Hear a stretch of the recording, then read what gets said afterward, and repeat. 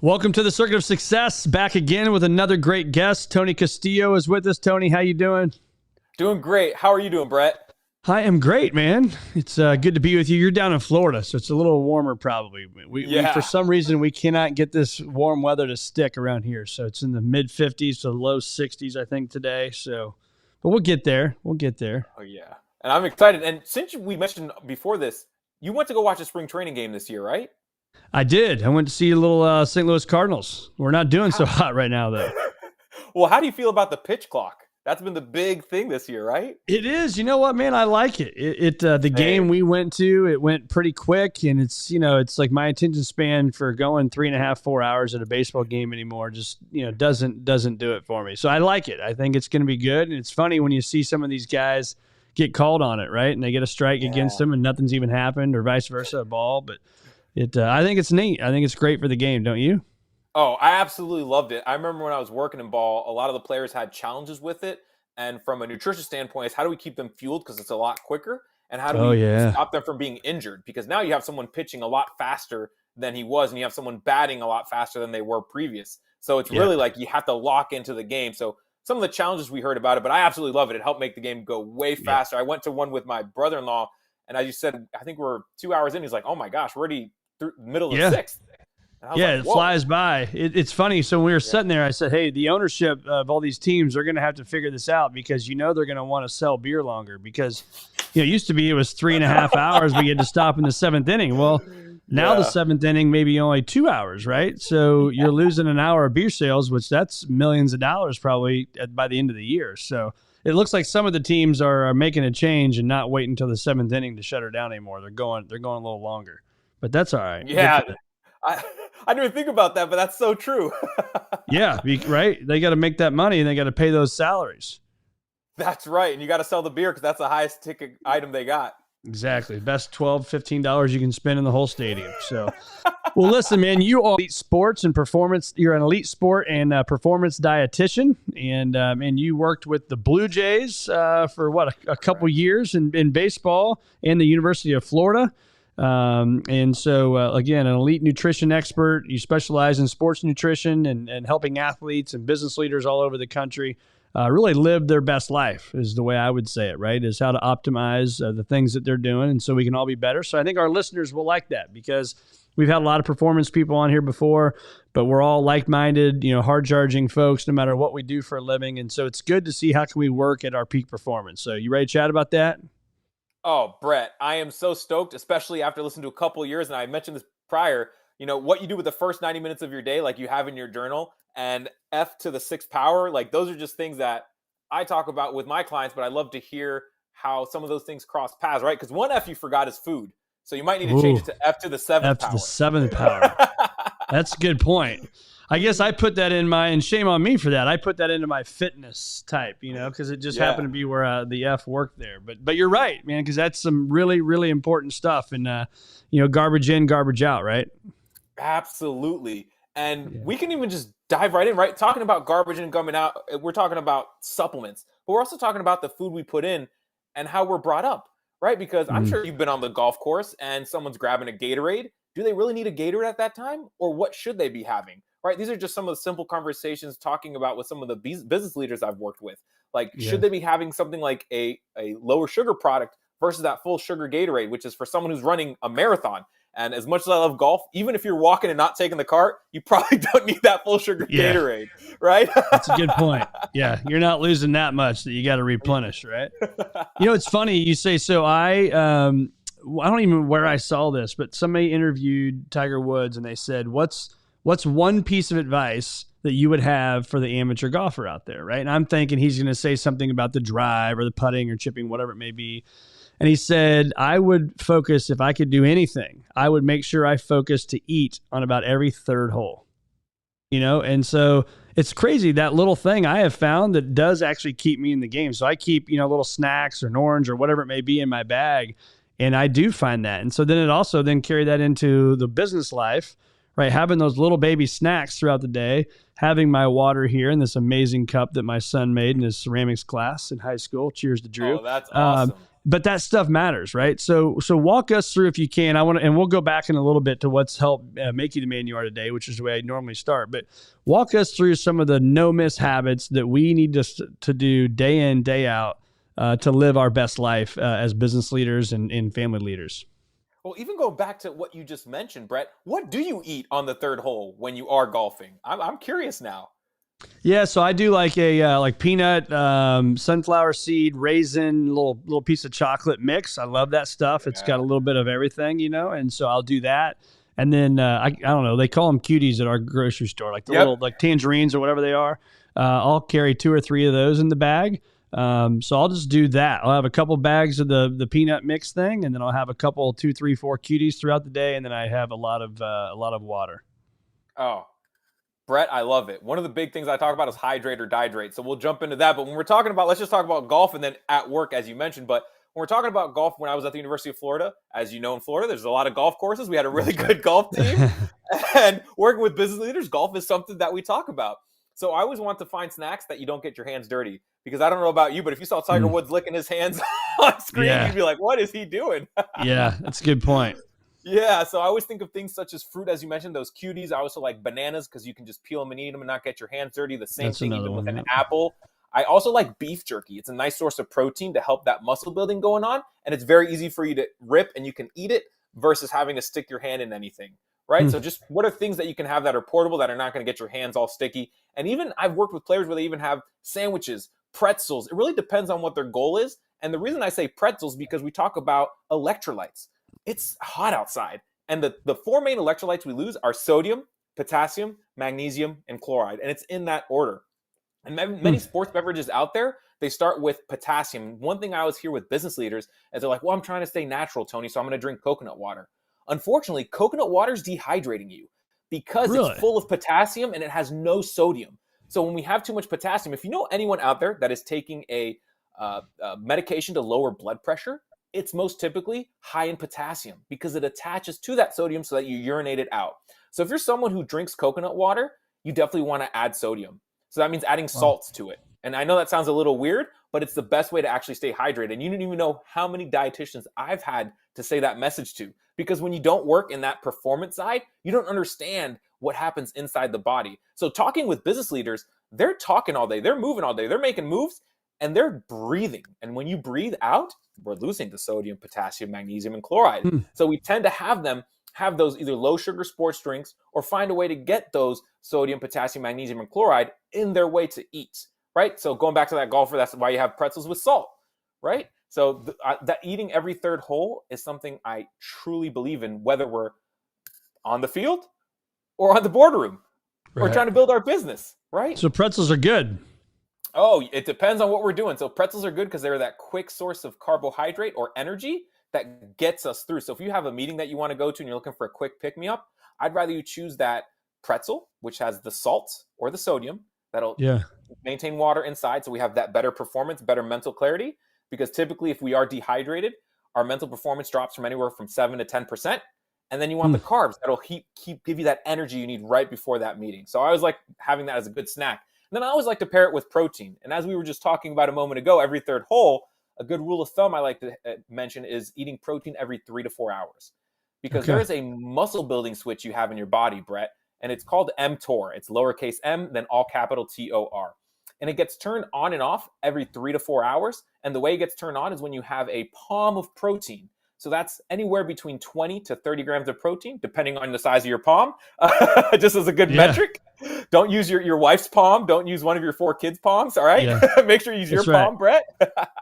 And you want to keep that muscle building switch on. And what they showed in the studies, Brett, is that after 16 weeks, the people that ate protein every 3 to 4 hours versus having an unequal protein distribution, which is the standard American diet. So to put it to you this way, let's say someone has an egg for breakfast, they might have a chicken breast for lunch, and then dinner they might have a nice steak. Well, you have an unequal protein distribution. So what happens is that muscle building switch never got turned on till the nighttime. Versus those that had it equated throughout the day, they actually built 10% more muscle after 16 weeks. And I know that sounds crazy because that sounds like almost a steroid-like level, but that's what the research showed. And as much I don't. And like that's to make by things doing up. what? Eating That's by protein doing every what? 3 to 4 hours. Okay. I thought you meant but the morning, noon, and night. You're saying it's just there's too much gap in between those. Is that true? Gap and quantity, because one Okay. egg doesn't have anywhere near 20 to 30 grams of protein. So what do you get if you're what are you eating in? Let's say it's my 3 hours is up right now, which it probably would be close to that. What should I be eating if I don't have time to make an egg, or I don't have a kitchen here in my office, right, or our studio here? So what's a form of stuff that I can have laying around the office to get my 20 to 30 grams? Love this. Are you a sweet or savory snacker, Brett? Oh boy, I don't know. I I'll like a give you piece of options for chocolate both. with caramel. Ooh, okay. Do you like, all right, there's two things that come up in my head immediately, but do you happen to like Greek yogurt? No, No, sorry, Greek perfect. That's yogurt fine. fans, I do not. I'll toss it out the window. There's this drink. It is called Core Power. You can get them at most stores, and you can keep that in your office. And the reason I like it is because it is not a supplement. It is actually made from milk, and it's shelf stable. And it's what we used at the pros. Now, why am I shearing away from supplements? Well, when we talk about a supplement, there's two things I really want us to think about. Is it third-party certified? So third-party certification. So there's two websites. Yep. One is called NSF for Sport, and the other one is Informed Choice. So that tells us what's on the label is in the bottle, and what's in the bottle has no banned substances. So there was someone I was working with. We sent a sleep supplement to this third-party certification. And Brett, what do you think they found in the sleep supplement? Probably something that would allow me not to play Major League Baseball. Methamphetamines. So I don't know what your experience is with methamphetamines. Hopefully none. But None. Yeah.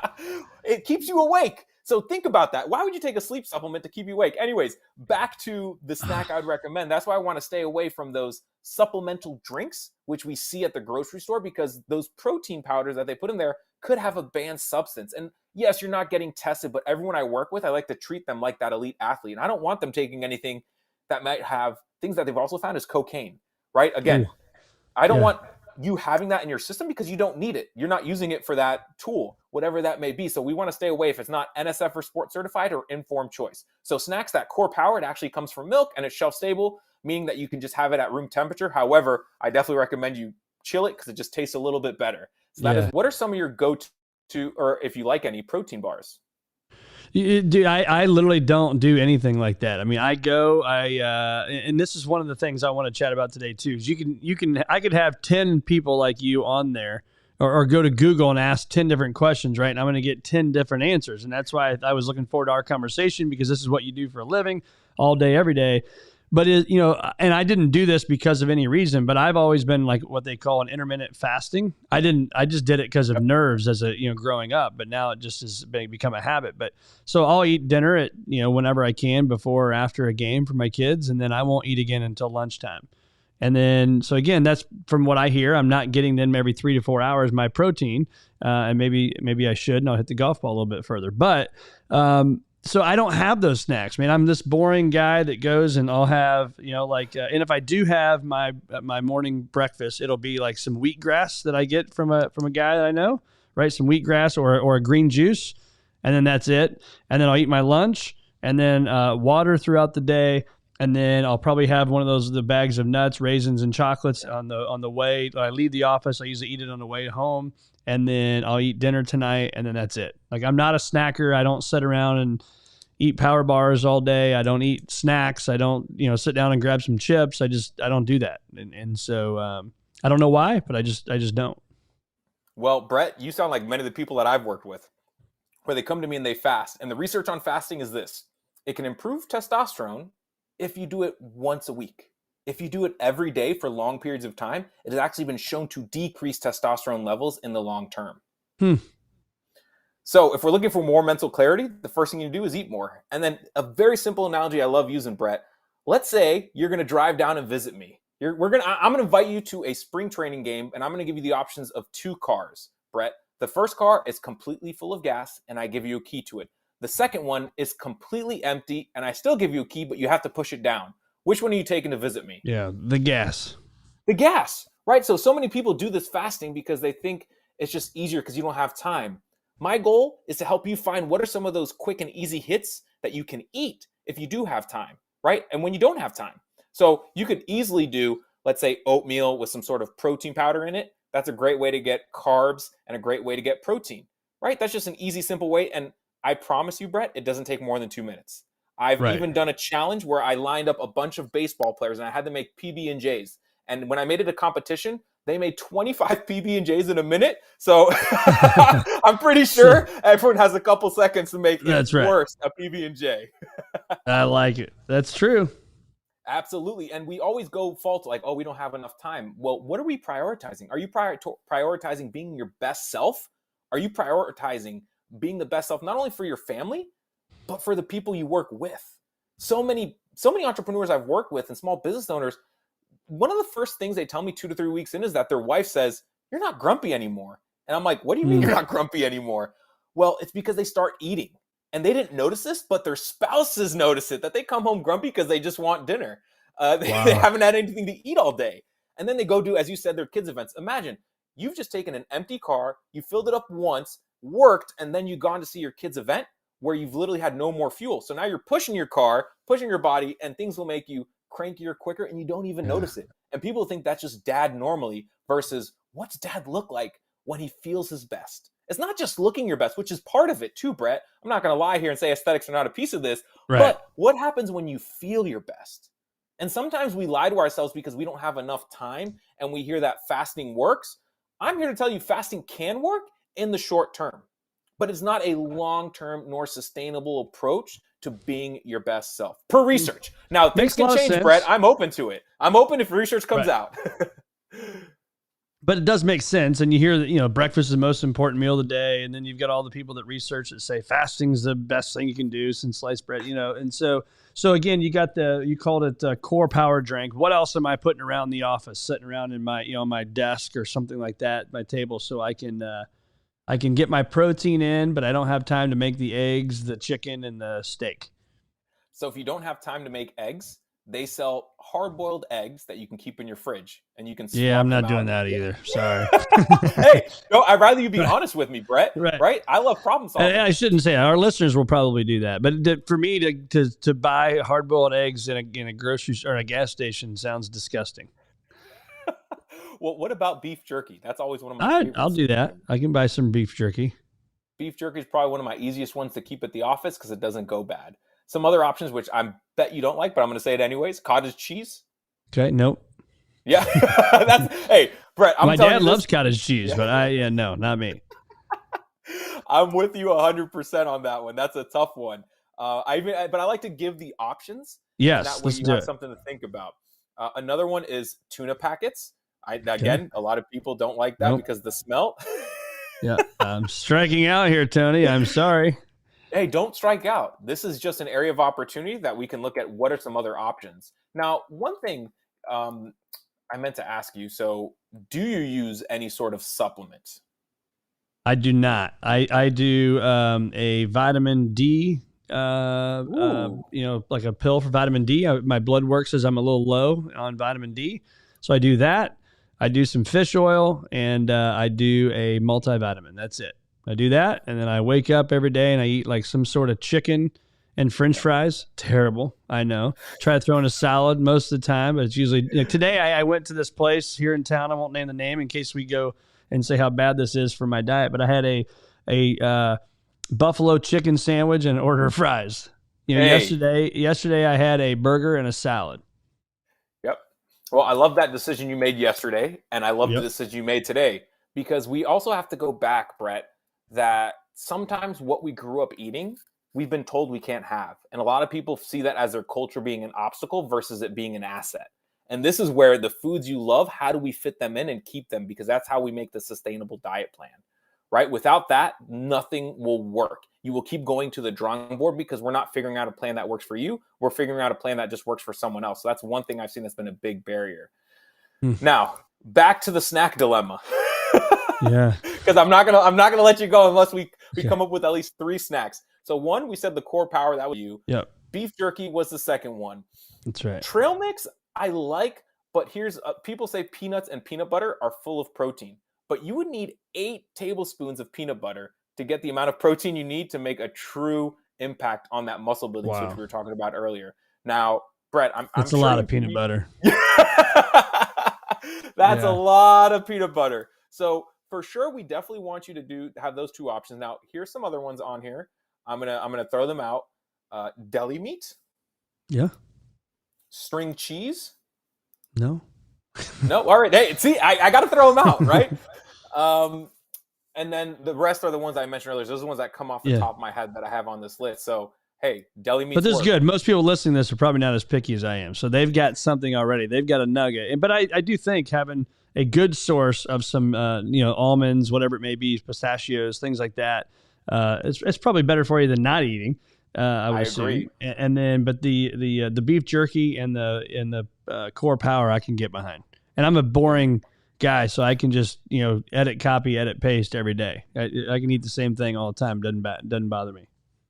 Brett, you sound like a lot of the people I work with. You are not picky. You just know what you like, and that's important, right? Yeah. And being able to have it, because you said you have another location down here. So what I always like to tell people I work with, order a case and just leave it at that office. That way there is no excuse, right? Yep. It's there. And as I said, they're shelf stable, meaning that they can get warm. We want them cold, but that way when you get to that office, you can just throw them in that fridge. And if not, you have some under your desk that you can just pop in.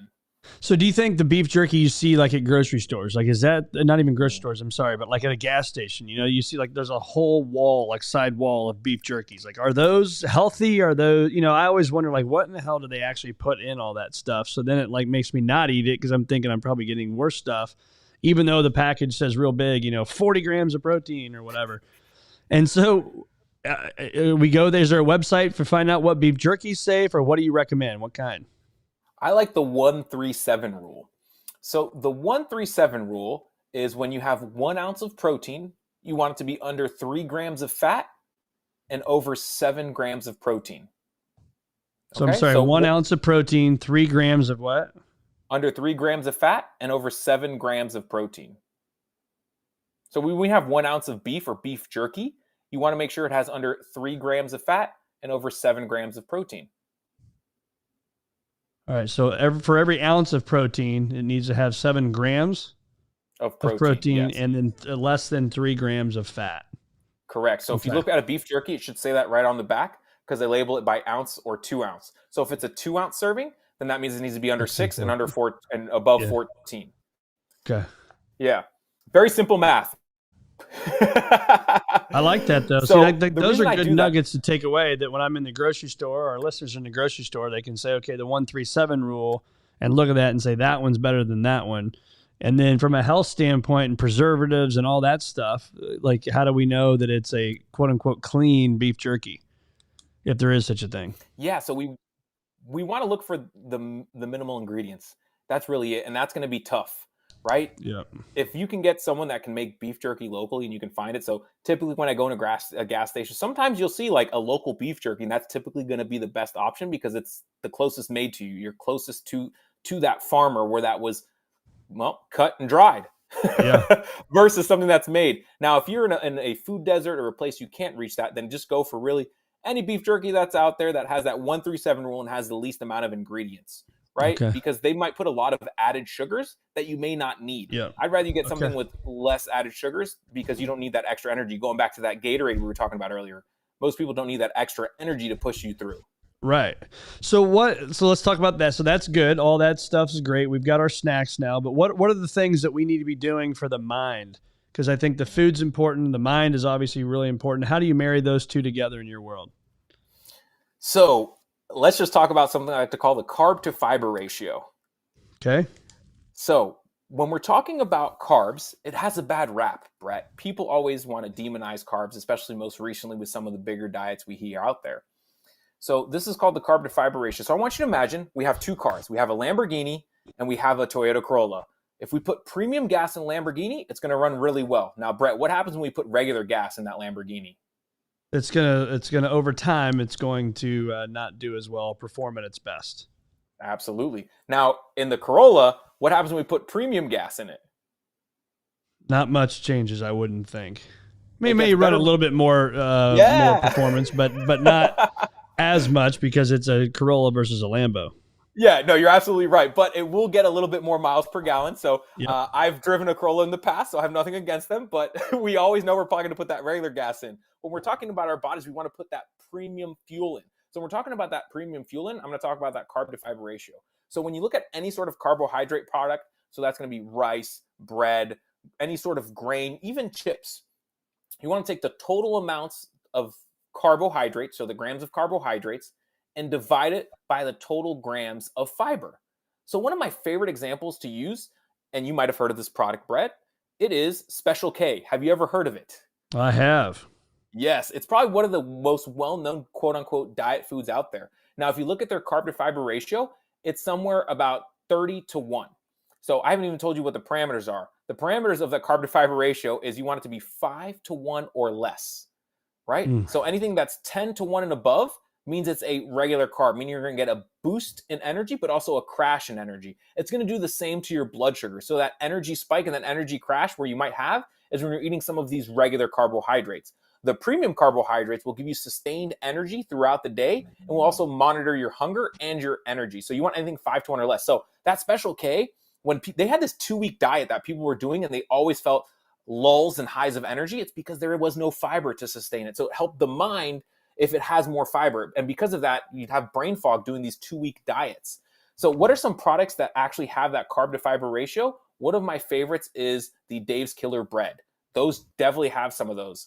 I'm not sponsored by them. Let me just clarify that. Now, some other products that I really like are those, if you're someone who likes chips, the Siete chips. They actually have a really good carb to fiber ratio if you are looking for something like that as a salty snacker.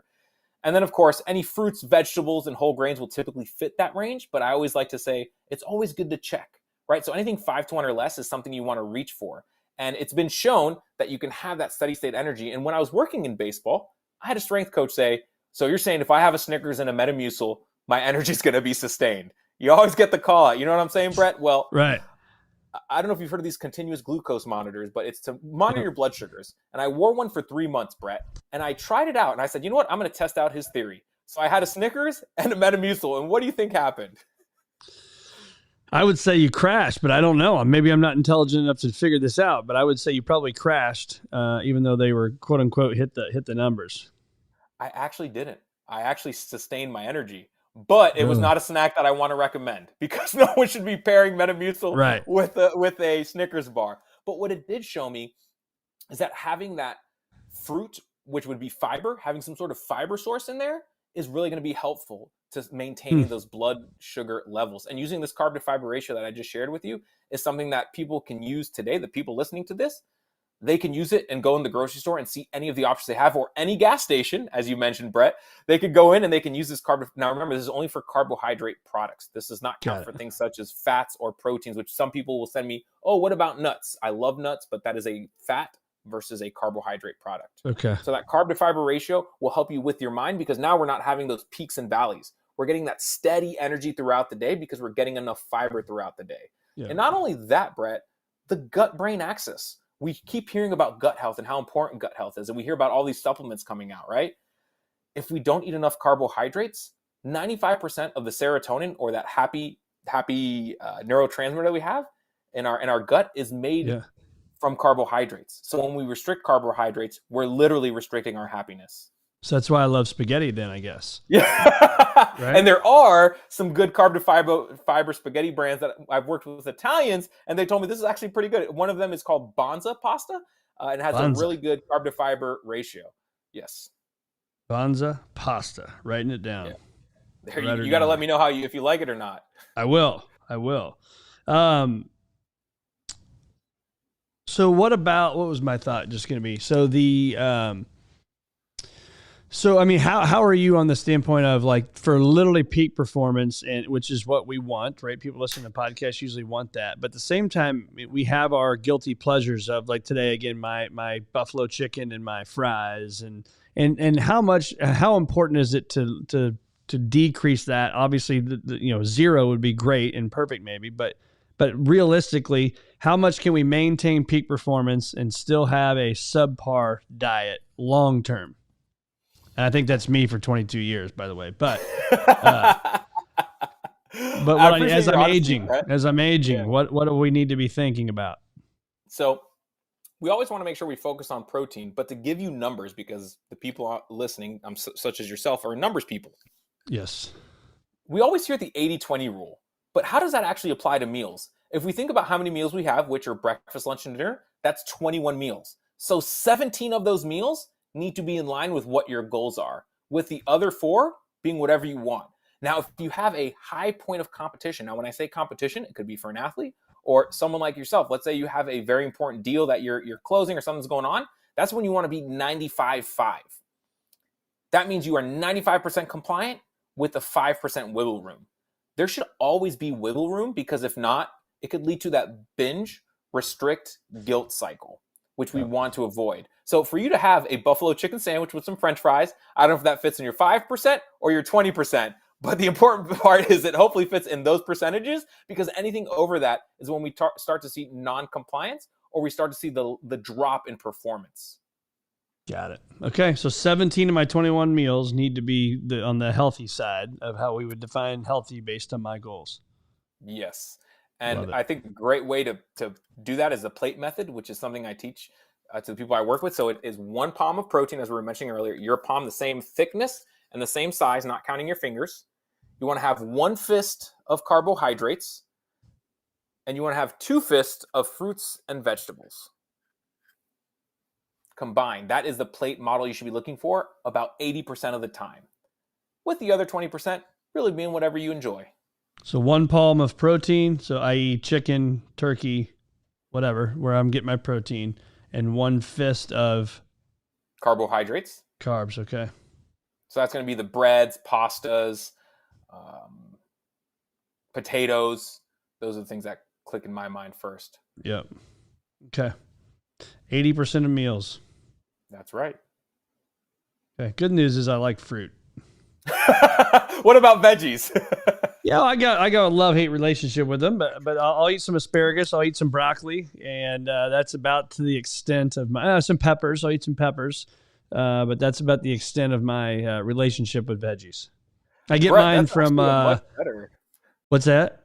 That's a much better relationship than most people I've worked with. Okay, but you know what's crazy is I don't like, but I love like green juice. Like I love green juice in the morning. Like, it has a bunch of kale in it and lemon and apple and whatever else they've got in it where I buy it, and it's amazing. I love it, and I feel like that's probably pretty good for me. At least in my mind, it is. Do you want the real answer? No, because you're going to tell me it's not good for me. Well, Brett, just going back to that carb to fiber ratio, I want you to look at what that green juice's carbohydrate to fiber ratio is. Ugh. So what do I do instead of my green juice? No. You can have the green juice. I'm not negating the fact, right? So that's that carb source. So that's going to give you energy. So I'd love for you to add some sort of protein in it, because as we're aging, Brett, we might hear that people at the older age group, they typically fall and break their hips, not because they've lost balance because of something mentally, but it's because they're losing muscle mass. They don't have that core strength anymore. And that's because we typically tend to stop eating more protein as we age. And protein is what helps keep muscle on, and that muscle building switch I was mentioning earlier, right? So if we're looking at that longevity piece, how can we add a protein to that green juice? What's something that you don't have to add it in it, but what could you have next to it or beside so I it? could even as simple as that beef jerky, getting some good beef jerky that's clean, and in the morning I'm having some grass-fed beef jerky and my green juice. You'd like that. Or if I did a little avocado toast with some sort of maybe almond butter or peanut butter with some avocado on top, and that with my green juice. Is that all right? Yeah, that's beautiful. And real quick on grass-fed beef, all beef is grass-fed except for the last 1 to 3 months where they might be fed some sort of grain. And I learned this because I went to go talk to cattlemen that do this for a living. And I thought that was very interesting, because we're all fed this data on grass-fed, but it's typically the last 1 to 3 months that they might change what's being fed. Okay, interesting. Yeah. I'll have to talk to my father-in-law. That's where I get my beef, is the Williams Farm over there in Southern Illinois. So hopefully he's doing the right job here for me. I've only been eating it for 25 years almost. So, so talk to us about alcohol. Like, this isn't a question for me. I'm sure somebody's writing in right now as we're speaking. They want to know. So we got beer, we've got wine, we've got tequila, we got vodka, and we got bourbon. Okay, is any one quote unquote better for us than the other? I always like to ask, Brett, what are your goals? So if we are talking about someone trying to optimize fat loss and build muscle mass and help with that peak performance, I want you to think about in your house, if we have a leaky faucet and a fire, which one will you attend to first? The leaky faucet or the fire? The fire. The fire. So anytime we drink alcohol, it's like there's a fire in the house. Look, I drink alcohol, Brett, so let me be clear. I'm a big bourbon fan myself, and I know what happens. So, yeah. So what happens is the body's going to try to get rid of that alcohol as quickly as possible. It's going to try to put out that fire because losing body fat and increasing muscle mass is like that leaky faucet. It's going to be the last thing the body's going to want to do or attend to. So alcohol, it actually depletes our muscle glycogen. So in our muscles, we have these storages of carbohydrates, which is called glycogen. So when we drink alcohol, it actually reduces those stores by 50%. So if someone drinks and they wake up the next day to do some sort of workout, you will feel much more tired. And the other thing with alcohol, it actually increases our cortisol or stress hormone. So anytime someone has a nightcap, it's actually probably one of the worst things you can do for bed because it's going to increase that stress hormone. Right. Meaning you're going to wake up in the middle of the night and go pee, and you might not be able to fall back asleep. And it's because of that cortisol being raised. And typically after a night of drinking, that next day, you probably want to nap in the middle of the day. And that's because you were never truly able to get that deep sleep. Got it. Okay. So favorite bourbon, what is it? Oh, it is the Blanton's straight from the barrel. What about you? I like Blanton's, but I like Weller. I think my favorite story in bourbon is Horse Soldier. And I'm dying. I just got a bottle autographed by one of those guys. Are you familiar with the Horse Soldier? That's the one story? Out of St. Pete, is it not? They have a Horse Soldier restaurant there. Yeah, they make it up here in Kentucky. But do you know the story?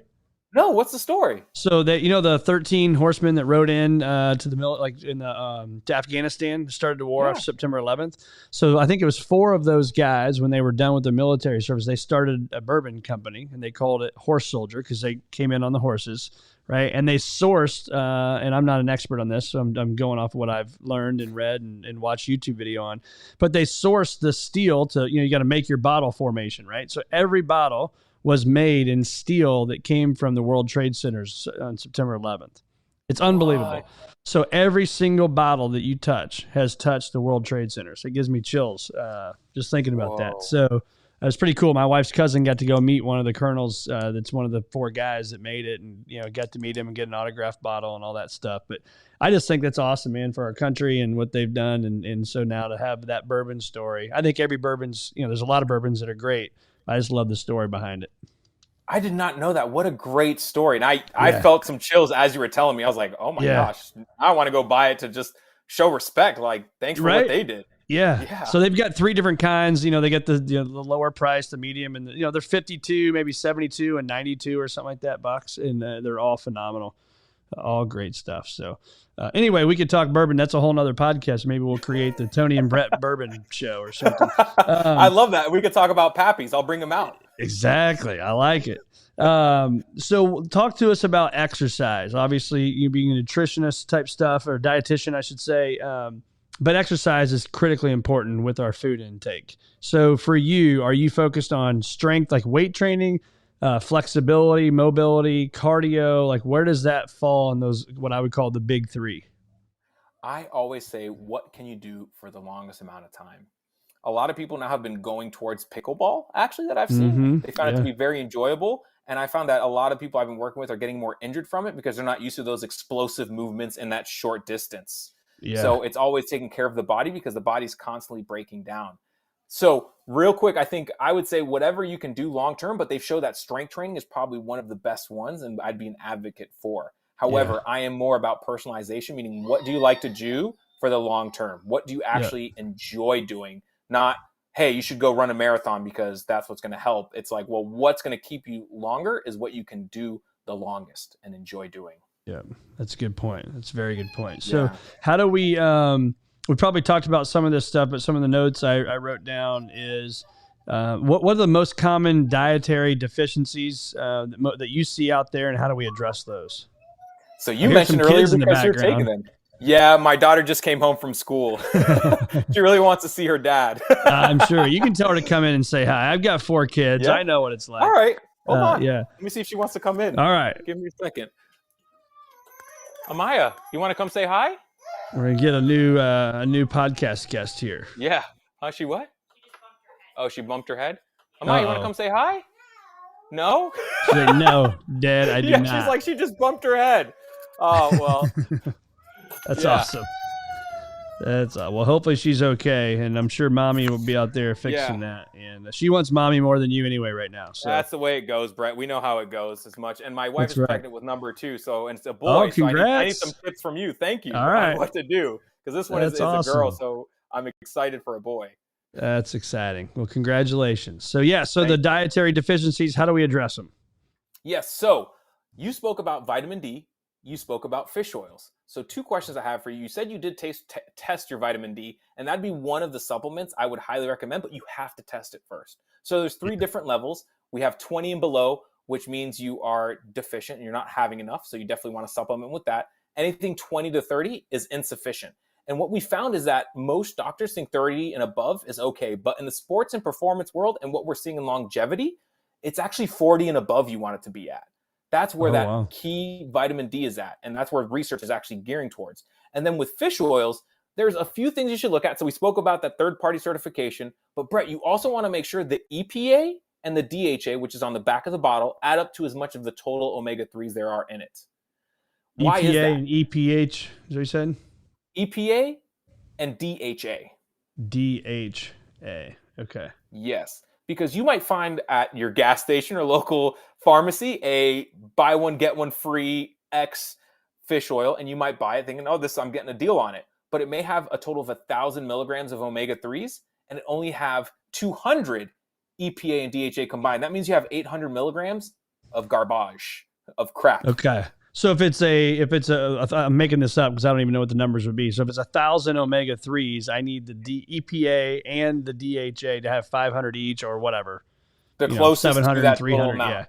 Yeah. Absolutely. Okay. That means and I'm sure the source I get it from, these guys are the real deal. So I'm sure mine is perfectly fine, but I will definitely check it when I get home tomorrow. Please double check tonight. And especially because you told me you eat chicken and turkey. I didn't hear a lot of fish, and being in the Midwest, fish can be difficult to get and source, and people probably don't like it. So there's actually a test out there called the Omega Index. And what you can do, it's just like a finger prick, and you drop 3 bloods. It's about $50, and you can order it online. And what this does, it tells us, I think it's called the Omega Quant, the company, again, not sponsored, just really wanted to push the right information out there. You can test it. And because you want to find that omega-3 to omega-6 level ratio you want it to be 8% and above. And the standard American diet is 4% and below. And the reason it is like that, it's because a lot of the processed foods we eat and the lack of omega-3s we actually get from our food. So what does this cause? In the long term, it can cause heart disease, that brain dysfunction, because we use a lot of those omega-3s in our brain. So why is this important? And how can we test it? Using that Omega Quant test. And then how we can change it is by making sure we get high quality fish oil and also trying to eat fish 3 to 4 times a week. And that simple test, it gives us almost a 4-month picture of how your red blood cells have been using those omega-3s. And that's how it comes up with that. That's why you poke your finger and you drop it on there. So anytime I work with someone where they tell me they feel inflamed, I like to have them actually do this test because this will give us the numbers as an inflammation marker. And when they say they have family genetics of heart disease, this will also give me a gauge on things we can work on to help with their longevity and not just their right now performance. Okay. And so let's speak, while we're talking about longevity, let's spend some more time on that. Other things that to aid in being that. My goal in life is, there's a lot of goals in life, but one of them is to live well into my 90s and play golf on my 100th birthday. Okay. So if you're around, we can go golfing. My 100th birthday will be November 14th of whatever year that will be. And so what can we do to prolong and age well and live well into our 90s? One thing we want to do is make sure we eat mostly plants. So eating those fruits and vegetables give us that fiber, and it's been shown to keep us around longer, right? We also want to make sure we continue with that protein threshold. So we should be having about 1.6 grams per kilogram. I know I keep pushing protein, but that's how we keep muscle on. And one other supplement we didn't touch base on. Say that again for everybody else understood that, but I'm slow. So for every 1.6 grams per kilogram. So that's only because that's what the science says. To convert it to pounds, so let's say you weigh, let's just put a number out there, 200 pounds in kilograms. Let's just call it 100 because it's divided by 2.2, so we'll call it 100. So you need about 160 grams of protein per day in order to meet that threshold. Yeah, so if I'm weigh 165, we can just divide that by 2 just to give it a rough number. and then multiply by 1.6. We'll call it 130, give or So take. 130 grams of protein a day is what I would need, is what you're saying. Yes. Approximately. And that 1.6 is that minimum threshold to help with longevity. That isn't just me taking a number. That's what the research says. 1.6 is the low end. The higher end is 2.2 grams. So that'd be a gram of protein per pound, but you don't really need that. That hasn't been shown to have any longevity or ergogenic effect. 1.6, you're doing solid and you'll do just fine. Yeah. So that's amazing, man. So, I mean, because then I think about, as you age too, it's like it's harder. I've been blessed with genes and I've stayed skinny, but like, as I'm getting older, you start to see things that change more than they did when you were 35 versus 45, right? So how do we focus on not eat? So eat a lot of protein, which could argue that's going to make you gain weight, but we need it. So how do we do that and then stay skinny? Exercise, right? So protein is one of the thermic effects of food. So it actually burns the most out of carbs and fats and alcohol. So it actually keeps us satiated, but it's also one of the best tools to burn up that extra energy we have. So it won't cause you to gain more weight. It actually has been shown when they actually do calorie restrictions, having a higher protein has been the one that's actually helped maintain the muscle mass. Okay. Now, in order to do all this, it's a lot to think about, right? So my goal is to make it so that they don't have a lot to think about. So you want to have that protein. You want to have it every 3 to 4 hours so that you stay satiated and keep that muscle building switch on for that longevity reason. So how do you not put on the weight? Follow that simple plate method I mentioned earlier and follow that 80% of the time, right? Let's just keep it simple. I like to keep things very simple and use things that we have on hand, which is our hands, right? Most people have 2 hands and they can measure out their portions just by using their hands. Yeah. And you're doing this, you're eating your own or taking your own medicine. I mean, the 80% time and, again, you can have your occasional bourbon and all that, but you're doing the things that you need to do daily to live the life that you want to live based on your goals. Brett, I do it because I was able to see elite level athletes do it that went to the Olympics, that have been to the World Series, because I was able to educate them on it and I saw them do it. And it's not only living my life, but it's being the best performer I can be for my family. And I want to teach that to so many others because as we know, we get so many outlets of nutrition, but where's the right source? What's going to actually help us live longer, happier lives? So that's why I use that 80-20 rule because we need that 20%, Brett. Yeah. And sometimes we hear these extremes, these fad diets, and even going back to that culture being an obstacle, right? So many people cut out their favorite foods and then they decide to do a diet that's not meant for them. And then they end up being unhappy. And that's what causes them to go over and over and over against these diets. Yep.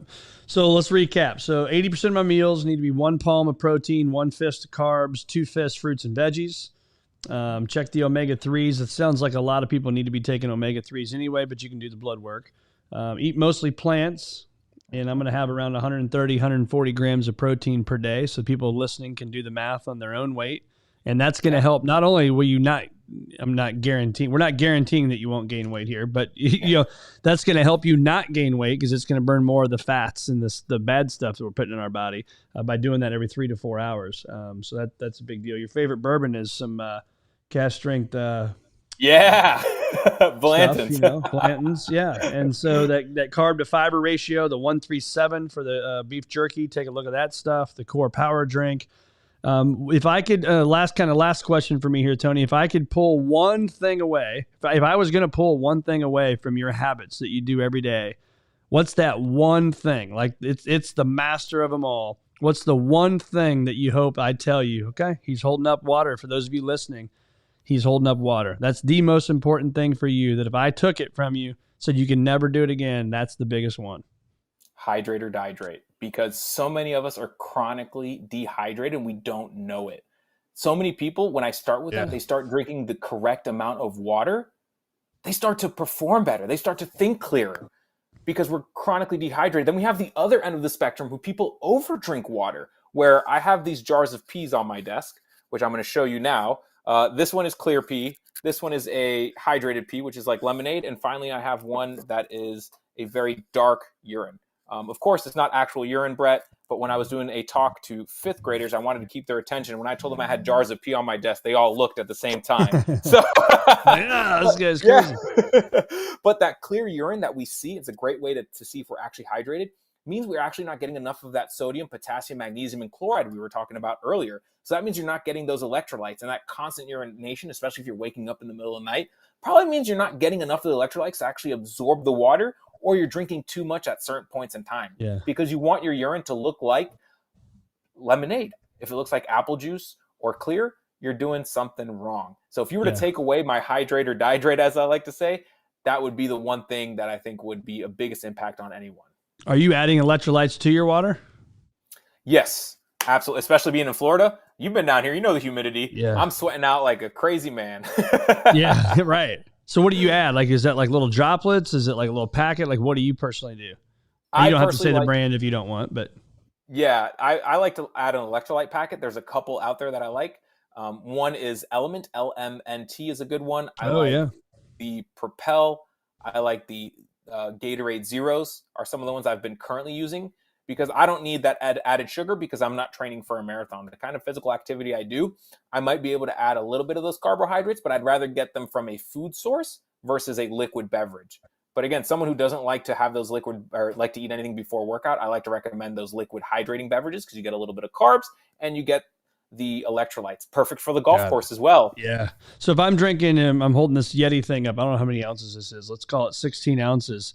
Are you doing the electrolytes in every one of these? If I drink 7 to 10 of these a day, so am I doing that in every one of them or just like in a few of them?